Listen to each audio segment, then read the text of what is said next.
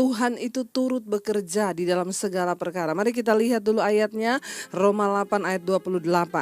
Kita berdoa supaya Roh Kudus menyingkapkan sesuatu yang baru hari ini, ya, biar Roh Kudus mengurapi setiap kita dan kita bisa mengerti, dan saya juga dapat menjabarkan sesuai yang Tuhan mau untuk Tuhan perkatakan. Kita tahu sekarang bahwa Allah turut bekerja dalam segala sesuatu untuk mendatangkan kebaikan bagi mereka yang mengasihi Dia, yaitu bagi mereka yang terpanggil sesuai dengan rencana Allah. Ya, begitu banyak orang yang senang dengan ayat ini, bahkan pegang ayat ini sebagai satu janji dan jaminan, saudara, ya, bahwa kita tahu sekarang bahwa Allah turut bekerja dalam segala sesuatu untuk mendatangkan kebaikan bagi mereka yang mengasihi Dia, yaitu bagi mereka yang terpanggil sesuai dengan rencana Allah. Iya, saudara, ayat ini berkata kita tahu sekarang. Persoalannya kita sudah tahu apa belum, saudara, ya? Karena banyak orang Kristen yang ngomong dia Kristen, tetapi sesungguhnya dia nggak tahu firman Tuhan. Nah, saudara, ya, mengikut Tuhan itu kita nih harus tahu, ya. Kenapa banyak orang Kristen yang hidupnya terombang-ambingkan? Karena nggak tahu. Saya bersyukur ketika pertama kali saya terima Yesus, saya kenal Yesus, ya. Saya pertama kali mengenal Yesus sebagai Tuhan dan Juru Selamat. Rasa lapar dan haus akan Tuhan. Setiap hari saya baca Alkitab. Ya, setiap hari saya baca Alkitab. Ya, karena juga kadang dengan sembunyi-sembunyi saya baca Alkitab di kamar mandi. Saya baca Alkitab zaman dulu belum ada HP. Benar-benar baca Alkitab yang buku itu. Ya, dan aduh betapa, tapi rasa lapar dan haus akan Tuhan. Dan ketika saya terus bergaul dengan firman Tuhan, maka saya menjadi tahu, ya. Saudara, bagaimana mungkin kita berjalan bersama dengan Tuhan? Bagaimana mungkin kita bertumbuh dalam iman? Bagaimana mungkin kita menjalani kehidupan kerohanian kita kalau kita nih nggak tahu? Nah, orang Kristen sekarang banyak menjadi orang Kristen tapi nggak tahu apa-apa tentang Tuhan. Banyak orang yang masih WA ke saya, Bu, saya ini nggak tahu berdoa, Bu. Kalau berdoa itu apa ya, Bu, yang harus saya doakan sama Tuhan? Ibu, bagaimana ya doa saya supaya didengar Tuhan? Ya, bahkan masih banyak orang yang datang bertanya, saudara, hal-hal yang, ya, makanya itu yang Rasul Paulus bilang, secara lahiriah, kalau diukur secara umur, harusnya kamu itu sudah jadi pengajar, ya, tetapi kamu telah lambat untuk mendengar dan lambat untuk mencerna setiap firman. Nah, pertanyaan saya hari ini, kalau kita ini ingin mengalami Tuhan, ingin mengalami janjinya, seberapa jauh kita tahu tentang Tuhan, seberapa jauh kita tahu tentang firman, ya, bagaimana mungkin saya tahu, Bu, saya baca Alkitab aja nggak pernah, ya. Itu keluhan banyak orang Kristen sekarang. Bagaimana kita tahu firman? Kita aja nggak pernah baca Alkitab. Ya, Alkitab aja cuma jadi buku yang, ya, sampai berdebu di kamar nggak pernah saya baca, Bu, ya. Atau sekarang sudah ada handphone, ya. Di-download lah firman Tuhan Alkitab di handphone. Kita bisa baca Alkitab di mana saja. Apalagi sekarang, zaman sekarang berbeda sekali dengan waktu saya bertobat 20 tahun yang lalu, saudara, ya. Tahun 95. Itu belum ada handphone, belum ada YouTube. Ya, TV aja kita nonton cuma satu channel TV, ya, TVRI. Nah, bagaimana saudara kita ini bisa memiliki pengetahuan? Zaman sekarang ini sudah begitu banyak. Ya, makanya kalau ada orang yang datang bertanya kepada saya, Bu, maksud ayat ini tuh gimana ya, Bu? Tolong Ibu terangkan. Saya bilang saya tidak punya waktu menerangkan satu ayat per satu ayat. Kalau yang masuk 1000 orang, begini, sekarang ada Google, sekarang ada renungan di internet. Saudara tinggal buka aja maksud ayat ini apa. Banyak media yang bisa kita pakai sebagai sarana untuk hari-hari ini kita lebih mengetahui tentang Tuhan. Ya, tapi sekarang pertanyaannya, kita mau apa enggak? Saudara, ayat ini tidak mungkin terjadi kalau kita tidak menggenapi. Jadi banyak orang itu cuma baca. Kita tahu sekarang bahwa Allah turut bekerja dalam, yes, aku tahu Tuhan bekerja dalam hidupku. Ya, nah persoalannya di sini, kita tahu sekarang. Apa yang kita tahu sekarang? Ya, bagaimana pengetahuan iman kita? Bagaimana ilmu? Bagaimana pengetahuan kita tentang Tuhan, tentang firman Allah? Karena, ya, saya bersyukur, saudara, ya, firman Tuhan itu ya dan amin, dan Alkitab itu tidak ada buku yang seperti Alkitab. Saya mau kasih tahu kepada kita semua, nggak ada buku ya yang seperti Alkitab ini. Di situ ada nilai kehidupan, ada rahasia ya. Alkitab berkata, bukankah Injil itu adalah rahasia Allah? Bagaimana kita bisa mengetahui rahasia Tuhan? Ya, kita harus bergaul dengan firman-Nya. Ya, dan kalau orang itu bergaul dengan firman, dia punya pengetahuan. Ya, sehingga kita ini bukan jadi Kristen bodoh yang percaya aja. Makanya masih banyak orang Kristen yang dibodoh-bodohi. Makanya saya mau bilang, jangan titip doa. Ya, sama pendeta, sama siapa aja, jangan titip doa. Saudara datang secara pribadi sama Tuhan. Ini waktunya engkau bertumbuh secara pribadi. Milikilah pengetahuan. Dan pengetahuan tentang Tuhan tuh gak bisa diwakili. Ya, saudara nggak bisa suruh anak saja, saudara nggak. Kita semua punya kesempatan, kita semua punya kewajiban untuk bertumbuh di dalam Tuhan. Jangan jadi Kristen pas-pasan. Ya, karena lahir Kristen, dari dulu Kristen, gak punya pengetahuan firman, terus hidup dalam iri hati, kebencian, terus hidup dalam kenajisan, gak ada sedikit pun pengetahuan firman. Makanya banyak orang berkata, Bu, suami saya selingkuh, padahal dia majelis loh. Orang-orang kayak begini gak punya pengetahuan firman, kenapa bisa diangkat jadi majelis? Loh, itu kan pertanyaan kita. Ya, Bu, suami saya selingkuh, padahal dia pendeta loh. Pendeta bisa berselingkuh, bisa hidup begini-begini. Ya, berarti dia gak punya pengetahuan apa-apa tentang firman. Makanya Alkitab berkata syarat untuk menjadi pelayan Tuhan itu berat. Ya, dia harus mengerti, harus punya pengetahuan. Bukan hanya secara teologi ya, tetapi kita harus belajar tentang nilai-nilai praktis dari firman Tuhan. Dan menghidupi firman itu yang terpenting. Ya, bagaimana kita bisa mengerti, bagaimana kita bisa mengalami janji Tuhan ini? Yang pertama, engkau harus tahu dulu. Ya, kita tahu sekarang, ya kita bahas satu ayat ini aja, saudara, panjangnya luar biasa ya. Makanya saya kalau khotbah gak suka terlalu kebanyakan ayat. Satu ayat aja kalau dijabarkan, itu Tuhan bukakan, itu wow saudara ya. Yang berikutnya dikatakan bahwa Allah turut bekerja dalam segala sesuatu.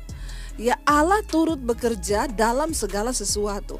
Kalau ayat ini berkata, saya pengen kita ambil Allah turut bekerja. Oh, berarti Tuhan itu bekerja. Ya, kita harus percaya dulu saudara. Oh, Tuhan itu bekerja, Allah turut bekerja. Ya, berarti Tuhan itu turut bekerja. Ya, Tuhan bekerja. Nah, sekarang kalau Allah turut bekerja dalam segala sesuatu, mari kita juga harus tahu bahwa kalau Tuhan bekerja, Tuhan punya sistem. Ya. Nah, sistem kerja Tuhan ini yang kita harus pahami sebelum kita mengklaim ayat ini. Ya, makanya kita nggak bisa kecewa kalau kita punya pengetahuan, kita tahu kebenaran, ya kita tahu cara kerja Tuhan. Kita nggak jadi Kristen murahan yang gampang menyalahkan Tuhan. Kenapa Tuhan nggak tolong saya, Bu? Kenapa orang itu ditolong, kenapa saya tidak? Kita tidak bisa membandingkan keadaan iman kita dengan orang lain. Nah, hari ini kita tahu Allah turut bekerja. Kalau Tuhan bekerja berarti Tuhan punya sistem. Ya, di dalam pekerjaannya itu Tuhan punya sistem. Tuhan itu Tuhan yang tertib, Tuhan yang teratur, dan dia punya sistem di dalam bekerja. Nah saudara, sistemnya itu bagaimana? Yuk kita lihat saja yuk. Ya, dari Alkitab. Saya pengen kasih contoh bukan dari yang lain, dari Alkitab. Bagaimana Yusuf bisa diberkati Tuhan menjadi seorang perdana menteri di Mesir? Ya, apakah dia dapat hanya 1-2 hari? Enggak, sistem kerja Tuhan. Cara kerja Tuhan, Tuhan itu Tuhan yang mencintai proses. Persoalannya manusia itu gak mau diproses. Tuhan bukan Tuhan yang instan. Walaupun satu saat dia bisa menyatakan sesuatu dengan cara instan, tapi dia Tuhan. Kalau saudara baca di Alkitab, semua itu mengalami proses. Ya, nggak ada yang instan. Makanya ada orang tanya sama saya, Bu, saya pengen tahu sekolah Alkitab Ibu di mana ya? Saya juga pengen bisa khotbah seperti Ibu. Ibu lulusan sekolah Alkitab mana? Saya bilang enggak, saya lulusan sekolah Roh Kudus. Sekolah Alkitab bisa ditempuh cuma dalam waktu 2-3 tahun atau 4 tahun atau berapa tahun tergantung kepintaran saudara. Tetapi kalau sekolah Roh Kudus itu ada waktunya. Dan semua hasil pelayanan saya yang sekarang saudara bisa menikmati sekarang. Tapi kan saudara nggak lihat saya membayar harga dalam sebuah proses yang itu gak mudah. Kenapa bisa terbentuk seperti saya yang sekarang? Prosesnya itu saudara. Dan Tuhan itu Tuhan yang berproses. Ketika Yusuf diangkat Tuhan jadi perdana di menteri, dia harus melewati proses. Nomor satu apa? Dia dibenci keluarganya. Dia dapat mimpi, visi dari Tuhan. Dengan lugunya dia cerita ke saudara-saudaranya tentang mimpi itu. Ternyata saudaranya iri hati. Perhatikan cara kerja Tuhan. Waktu Tuhan memakai Yusuf, dia kasih visi lewat mimpi. Lalu Yusuf menceritakan visi itu kepada orang, kepada keluarganya. Lalu keluarganya membenci dia dan membuang dia. Cara kerja Tuhan. Waktu Tuhan memberi Yusuf visi, Yusuf cerita, maka ada orang-orang di sekeliling Yusuf yang akan dipakai Tuhan untuk menggenapi mimpi itu. Siapa? Keluarganya. Ketika mereka mendengar visi yang dari Tuhan itu, respon mereka apa? Mereka benci kepada Yusuf. Mereka benci, pengen bunuh Yusuf. Loh saudara, tetapi kita percayakan Tuhan turut bekerja dalam segala perkara, dalam segala sesuatu. Nah, kebanyakan kita karena nggak ngerti cara kerja Tuhan, marah kita. Ya, kita marah, loh kok Tuhan janjinya begini, kenapa saya dapatnya begini? Hello, Tuhan Maha tahu tapi kita sok tahu. Ya, perhatikan ketika Yusuf dapat mimpi sebuah visi besar dari Tuhan, diceritakan kepada keluarganya. Saudara-saudaranya merespon mimpi dan visi Tuhan itu, dan Tuhan memakai keluarganya dia untuk menggenapi visi itu. Untuk menggenapi visi Tuhan membutuhkan Tuhan pakai orang-orang di sekeliling kita. Amin. Karena itu hari ini kalau engkau sedang menderita, jangan salahkan Tuhan. Coba mengerti apa yang sedang Tuhan kerjakan lewat suamimu, lewat anggota keluargamu. Ketika saya dipanggil Tuhan, saya menerima visi dari Tuhan. Ketika ketahuan keluarga saya, reaksinya apa? Sama seperti Yusuf. Mereka membenci saya. Papi saya datang pertama mau mengancam saya, bunuh kamu daripada kamu bikin malu keluarga. Lalu akhirnya saya disuruh memilih antara keluarga dan Yesus. Lalu saya diusir dari keluarga saya. Saudara, kalau saya tidak, waktu itu saya tidak mengerti kenapa Tuhan kan bisa ubah keluarga saya untuk menerima itu, tapi enggak. Tuhan memakai keluarga saya untuk menggenapi panggilannya atas hidup saya sehingga saya harus diusir dari rumah. Makanya berkali-kali saya berkata, saudara, ya dulu waktu saya tidak mengerti, saya berkata begini, Tuhan, kenapa sih saya harus diusir? Sekarang ketika saya mengerti jalan Tuhan, saya bilang terima kasih Tuhan waktu itu saya diusir. Kalau saya nggak diusir, saya tidak jadi seperti ini sekarang, saudara. Amin. Ya, waktu Yusuf menceritakan visi yang dari Tuhan, langsung Tuhan eksekusi mimpi itu lewat siapa? Keluarganya. Mereka benci Yusuf, mereka mau bunuh Yusuf, mereka buang dalam sumur. Tapi mereka pikir gini, kita buang dia rugi ya, cuma mati toh, nggak dapat apa-apa. Mending kita jual dia jadi budak. Jahat nggak? Jahat. Sering kali untuk menggenapi visi Tuhan dan panggilan Tuhan atas hidup kita, akan ada orang-orang yang rasanya begitu jahat kita diperlakukan. Tapi kalau engkau mengerti itu rencana Tuhan, engkau akan bersyukur karena Tuhan memakai mereka untuk menggenapi rencananya atas hidupmu. Saya baru mengerti sekarang. Ya, saya ditendang kanan kiri, saya dibuang kanan kiri. Ternyata memang Tuhan pakai orang-orang itu. Saya difitnah kanan kiri, Tuhan pakai mereka. Sampai hari ini saya menemukan jalan Tuhan, saya menemukan pelayanan yang Tuhan beri, saya menemukan visi Tuhan. Sesuatu yang besar yang Tuhan percayakan. Saudara, ya, apakah engkau mengerti cara Tuhan bekerja? Jangan cuma klaim ayat. Nah, ketika saya menyampaikan satu persatu begini, kita baru ngomong, aduh berat ya ayat ini, berat. Tadinya jadi ayat favorit kan, yang kita stabilo jadi warna orange gitu ya. Aku percaya sekarang Tuhan turut bekerja mendatangkan kebaikan. Tapi waktu kita tahu penjabarannya, Tuhan bekerja dan Tuhan punya sistem kerja. Akhirnya mereka berpikir, rugi ya kalau Yusuf mati toh kita gak dapat apa-apa. Jual aja, dijual lah. Yang beli siapa? Akhirnya jatuh ke tangan Potifar. Sampai di rumah Potifar jadi apa? Budak. Ya, enak gak? Yusuf yang di rumah tadinya enak-enak, menikmati semua berkat dengan orang tuanya, dengan keluarganya, tiba-tiba ditendang dan harus mengalami sesuatu yang tidak enak. Itu yang saya alami mengikut Tuhan. Tapi itu sistem kerja Tuhan, proses. Ya, proses, saudara. Gak ada yang instan bersama Tuhan. Kenapa? Sesuatu yang instan itu gampang habis, gampang lenyap. Toge itu kalau ditanam cuma 1 malam. Ya, tapi cuma begitu aja. Ya, tetapi pohon kurma itu ditanam bertahun-tahun, dia berakar ke bawah belum bertunas-tunas. Ya, nanti sudah bertahun-tahun dia sudah dapat air baru dia tumbuh. Tapi beda antara toge dan pohon kurma. Ya, kita juga sama-sama ya mau dibentuk Tuhan. Kita harus mengerti sistem kerja Tuhan. Dia Tuhan yang sanggup melakukan segala sesuatu. Ya, akhirnya Yusuf jadi budak dia tetap hidup takut Tuhan. Perhatikan, Tuhan itu menggenapi janjinya kepada orang yang tetap konsisten hidup dalam kebenaran. Sekalipun dibuang, sekalipun jadi budak, Yusuf konsisten hidup takut akan Tuhan. Nah, perhatikan baik-baik bagaimana kita bisa mengalami Tuhan turut bekerja waktu engkau tetap konsisten di dalam segala keadaan, di dalam segala musim. Tetaplah konsisten untuk hidup takut akan Tuhan. Yusuf tetap takut akan Tuhan. Karena Yusuf tetap hidup takut akan Tuhan, makanya Tuhan gampang bekerja. Ya, karena Tuhan itu bermitra, bekerja dengan orang yang mau ngikuti kehendaknya. Nah, waktu Tuhan bentuk kita lalu kita gak kuat, saudara. Misalnya ketika saya diusir dari rumah, saya memilih untuk saya gak tahan ya hidup kayak begini. Saya udah biasa enak di keluarga saya, ya udah saya jadi simpenan aja atau apa kan. Kita berarti saya keluar dari rencana Tuhan karena tidak tahan menderita. Ya, tetapi dengar baik-baik. Waktu engkau mau membayar harga, konsisten tetap aku mau takut akan Tuhan. Aku mau hidup dalam kekudusan. Sekalipun mungkin engkau diizinkan jatuh, keluar, lari dari dosa itu. Kembali kepada jalan Tuhan.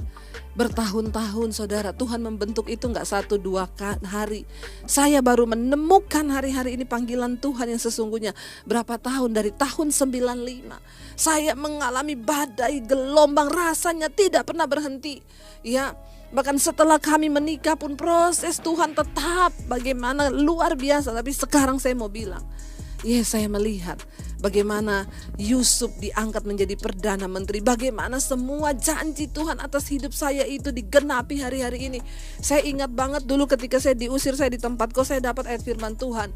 Aku berkata kepadamu, pulau-pulau menanti pengajaranmu, bangsa-bangsa menanti pengajaranmu. Dulu saya bertanya, ya gak mungkin Tuhan hari ini saya cuma ada di tempat kos seperti ini. Tapi hari ini saya mau bilang, yes, saya melihat itu tergenapi. Hari ini bangsa-bangsa menantikan pengajaran yang keluar dari mulut bibir saya yang dipakai oleh Tuhan. Semua untuk kemuliaan Tuhan. Saudara, berjalanlah bersama dengan Tuhan. Jalani semua proses, kenali sistem kerja Tuhan. Ya, kenali sistem kerja Tuhan. Ketika Maria dan Marta, mereka punya saudara Lazarus sakit. Mereka kirim orang untuk kasih tahu ke Yesus, Lazarus yang engkau kasihi sekarang sakit.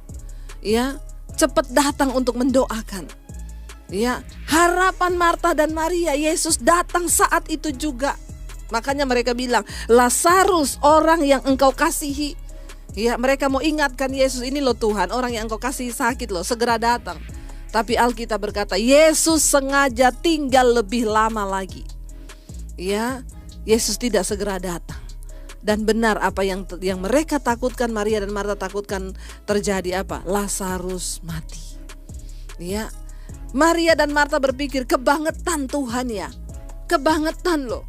Ya, Lazarus yang dikasih sakit, masa dia gak datang? Dia pembuat mujizat loh. Mereka sudah menaruh iman loh kepada Tuhan. Kenapa Yesus gak segera datang untuk mendoakan dan tumpang tangan atas Lazarus? Tapi Alkitab mencatat, Yesus sengaja tinggal lebih lama. Yesus sengaja. Saudara, terkadang dalam hidup ini Tuhan sengaja, saudara, ya. Ini sistem dan cara kerja Tuhan. Dia sengaja. Ya, dia sengaja. Ya, tinggal lebih lama. Dia sengaja belum menjawab doamu. Dia sengaja belum mendengarkan engkau. Dia sengaja. Ya. Dia sengaja untuk apa, saudara? Karena dia ingin menyatakan kemuliaan yang lebih besar dalam hidup kita.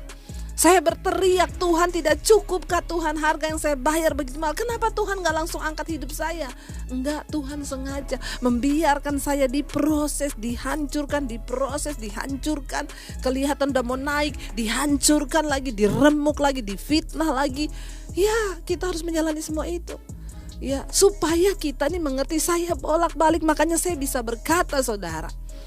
Ya, untuk menjawab persoalan kita itu terlalu mudah bagi Tuhan, tapi yang menjadi sulit bagi Tuhan mengubah sikap hatimu karena engkau punya kehendak bebas. Ini perkataan-perkataan seperti ini saya dapat dari mana? Dari pengalaman saya dibentuk oleh Tuhan. Bagi Tuhan menjawab persoalanmu mudah, tapi yang menjadi sulit adalah mengubah sikap hatimu itu. Mengubah cara berpikirmu menjadi sama dengan sistem cara kerjanya Tuhan. Itu yang paling penting. Ya, makanya Yesus sengaja, dan benar Lazarus mati. Ketika Yesus datang, Lazarus sudah berbau, sudah 3 hari dikubur. Ya, lalu dia datang, Maria dan Marta berkata, dia sudah mati, engkau terlambat. Ya, seandainya waktu itu engkau langsung datang, maka saudara kami tidak akan mati. Ya, seandainya kalau waktu itu engkau datang tepat waktu, dia nggak mati. Ya, Maria dan Marta membatasi cara kerja Tuhan dengan pikiran mereka yang sempit. Berapa banyak di antara kita yang sering kali membatasi cara kerja Tuhan dengan cara berpikir kita. Ya, dia Tuhan yang sanggup melakukan segala perkara. Ya, Yesus bilang, antarkan aku ke kuburannya. Nggak usah Tuhan, nggak usah. Sudah berbau, udah busuk. Ya, mereka mau ngomong sama Tuhan, nggak usah, udah terlambat, udah bau busuk, mau ngapain lagi? Saudara dengar baik, tidak ada kata terlambat bagi Tuhan. Mungkin hari ini engkau sedang berkata, sudah terlambat Tuhan, suami saya sudah pergi dengan perempuan lain. Mungkin engkau berkata, sudah terlambat Tuhan, saya sudah di PHK. Sudah terlambat Tuhan, keuanganku sudah morat-marit. Sudah terlambat, aku sudah diikat oleh hutang piutang. Dengar baik saudara, kalau engkau mau mengikuti cara kerja Tuhan, ya, cepat atau lambat persoalan kita dijawab adalah tergantung bagaimana engkau meresponi firman. Bagaimana engkau mempercayai Tuhan dan bagaimana engkau mengikuti sistem dan cara kerja Allah. Ya, Maria dan Marta nggak ada guna, sudah busuk, udah terlambat, udah bau. Apa yang hari ini saudara rasa sudah terlanjur? Nggak usah Tuhan, sudah terlanjur. Tidak ada kata terlanjur bagi Tuhan. Dia Tuhan yang sanggup. Ya, dan akhirnya ketika Yesus datang, ya Yesus berkata, buka kuburannya. Lalu Yesus berkata, Lazarus keluarlah. Lazarus bangkit dari kematian. Ya. Dan apa yang terjadi? Tuhan ya dimuliakan. Kemuliaan yang luar biasa terjadi. Sehingga hal itu membuat paradigma Marta dan Maria berubah. Mereka tahu bahwa tidak ada perkara yang mustahil bagi Tuhan. Cuma ketika engkau mau percaya bahwa tidak ada perkara yang mustahil bagi Tuhan. Dia Allah yang turut bekerja dalam segala sesuatu untuk mendatangkan kebaikan bagi mereka yang mengasihi Dia. Bukan bagi semua orang Kristen loh, garis bawah, yang mengasihi Tuhan. Bukan bagi semua orang Kristen ayat ini. Jadi kalau engkau Kristen tidak mengasihi Tuhan, gak usah stabilo ayat ini. Tidak berlaku bagimu saudara. Bagi siapa ayat ini terjadi? Bagi mereka yang mengasihi Dia. Siapa orang yang mengasihi Tuhan? Yesus berkata, jika engkau mengaku engkau mengasihi aku, engkau menuruti firman-Ku. Ayat ini terjadi hanya bagi orang-orang yang mengikuti firman, yang mau hidup dalam pertobatan, yang mau hidup dalam kekudusan, yang terus mengejar perkenanan Tuhan atas hidupnya. Ya, hanya bagi mereka ayat ini terjadi. Jangan sembarang klaim ayat. Engkau harus mengerti untuk siapa ayat itu ditulis. Bagi mereka yang mengasihi Dia, yaitu bagi mereka yang terpanggil sesuai dengan rencana Allah. Ya, jadi bukan sembarangan toh mengasihi Tuhan dan hidup kita terpanggil untuk menggenapi rencana Tuhan dalam hidup kita. Apa rencana Tuhan bagi hidupmu hari ini? Tuhan mau rumah tanggamu dipulihkan, jangan bercerai. Apa rencana Tuhan bagi hidupmu anak-anak muda? Tuhan mau engkau hidup dalam takut akan Tuhan sehingga memperoleh jodoh yang terbaik dari Tuhan. Apa rencana Tuhan? Mari kita mau berkata hari ini, kami tahu Engkau Tuhan yang turut bekerja dalam segala hal untuk mendatangkan kebaikan. Ya, Allah turut bekerja dalam segala sesuatu saudara. Karena itu kita mau terus berkata, Tuhan kami mau, kami rindu Tuhan. Ya, bahwa kami mau percaya dan kami mau punya pengetahuan tentang Tuhan hari-hari ini.